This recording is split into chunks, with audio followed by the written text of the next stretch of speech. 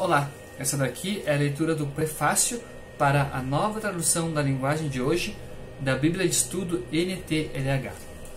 O prefácio diz o seguinte: em 1973, a Sociedade Bíblica do Brasil, SBB, lançou a primeira edição do Novo Testamento da tradução da linguagem de hoje, TLH.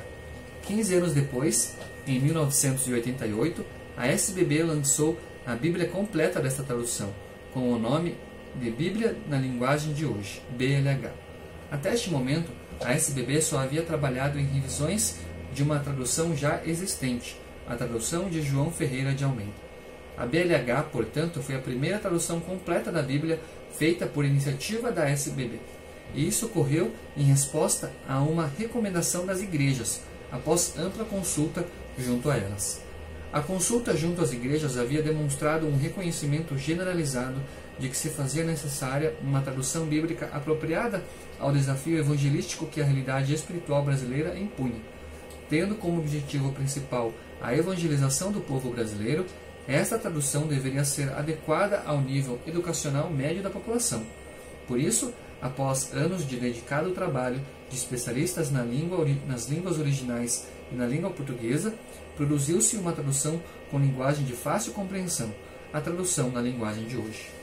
A exemplo do que acontece com todas as traduções novas, a TLH foi bem aceita por muitos, rejeitada por alguns e vista com desconfiança por outros. Mas, apesar disso, mais e mais, ano após ano, a TLH vem se afirmando como a tradução bíblica para a evangelização. Primeiro, porque um bom número de igrejas adotou o texto da TLH em suas campanhas evangelísticas. Segundo, nos últimos 10 anos, a SBB produziu mais de 500 milhões de seleções bíblicas, que foram distribuídas em parceria com as igrejas. Só nos últimos 5 anos, uma média de 170 milhões por ano. Visto que o texto bíblico da maioria dessas seleções é tirado da TLH, pode-se dizer que foi este texto que grandemente impulsionou o crescimento das igrejas no Brasil. Sendo uma entidade que serve todas as igrejas, a SBB, imediatamente após o lançamento da Bíblia na linguagem de hoje, passou a receber, classificar e analisar inúmeras sugestões enviadas de todas as partes no sentido de aprimorar a tradução para o uso mais eficiente e amplo das igrejas. Por outro lado, a própria comissão de tradução sentiu que a TLH poderia ser melhorada ainda mais. E, por fim, também as mudanças pelas quais a língua portuguesa havia passado desde o lançamento da TLH recomendavam uma revisão dessa tradução.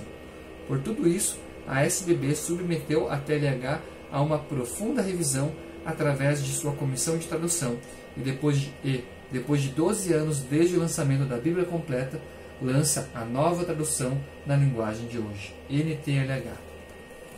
Os princípios seguidos nesta revisão foram os mesmos que nortearam o trabalho da primeira edição desta tradução. Diferente da tradução de Almeida, que foi norteada pelos princípios de tradução de equivalência formal, a NTLH orientou-se pelos princípios de tradução de equivalência funcional.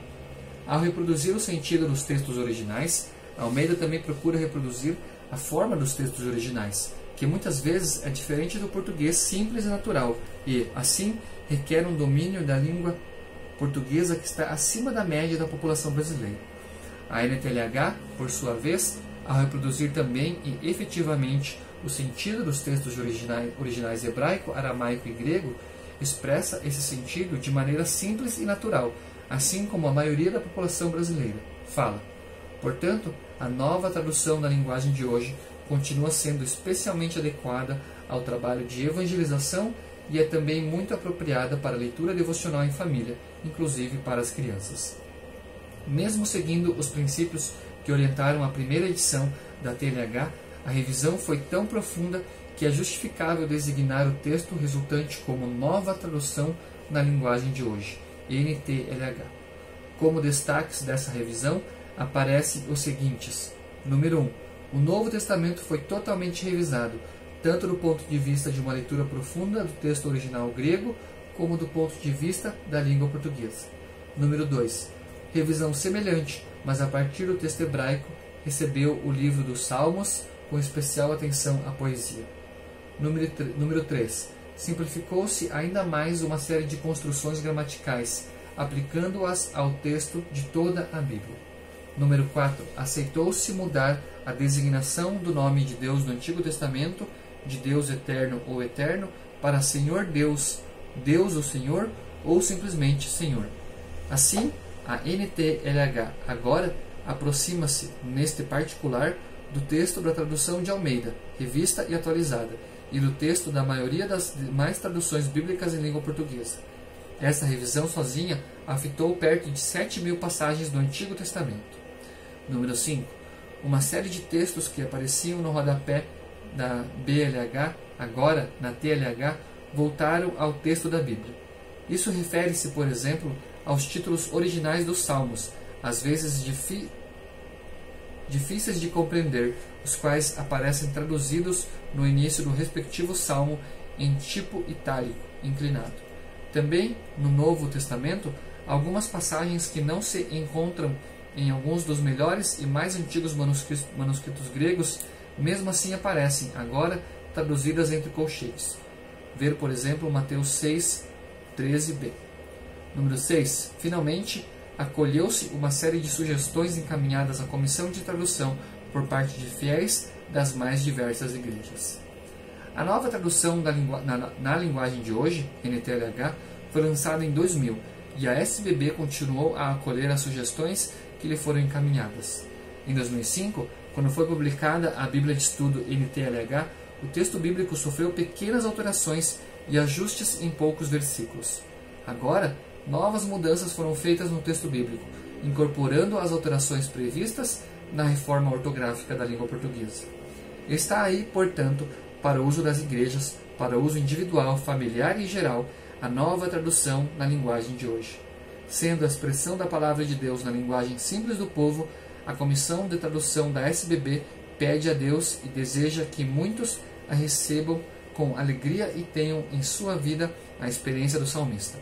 A tua palavra é lâmpada para guiar os meus passos, é luz que ilumina o meu caminho.